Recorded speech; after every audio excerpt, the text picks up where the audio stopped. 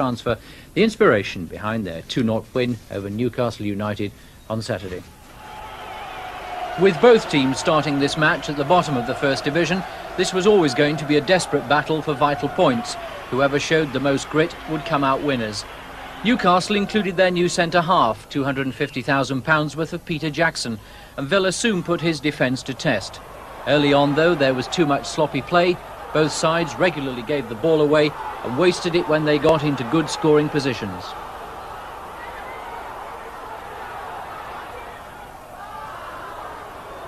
A goal, if one should come, seemed most likely from a set piece, and it was a corner kick that gave Villa first blood in the 12th minute.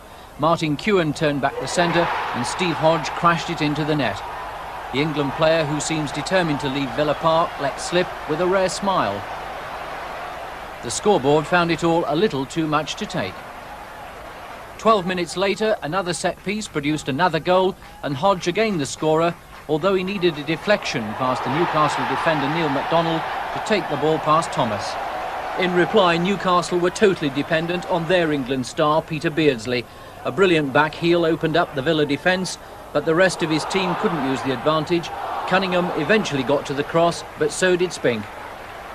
A long ball had Jackson totally confused, and he spent the rest of the match like that, but not Garry Thompson, who showed that the big striker also has a delicate touch. Immediately before half-time, Villa should have had a third. After a frenzied scramble, Tony Daley finally managed a shot that found its way through the debris, only to be disallowed for offside during the chaos, but it was hard to see why.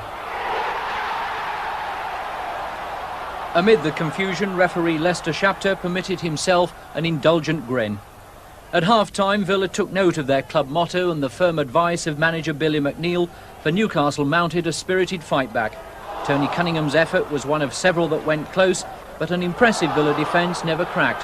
When Peter Beardsley got into the box, he was immediately surrounded by 3 defenders, and the frustration of playing in a very ordinary team was evident to all. The closest that Newcastle came to scoring was when Cunningham, awkward to the end, pulled his shot back, but the angle was very fine.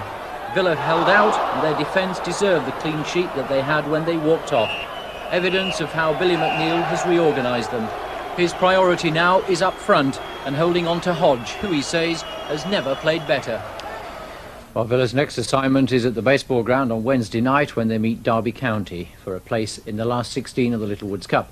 Villa's recent improvement has been matched by Derby County in the second division. On Saturday they thrashed Brighton 4-1.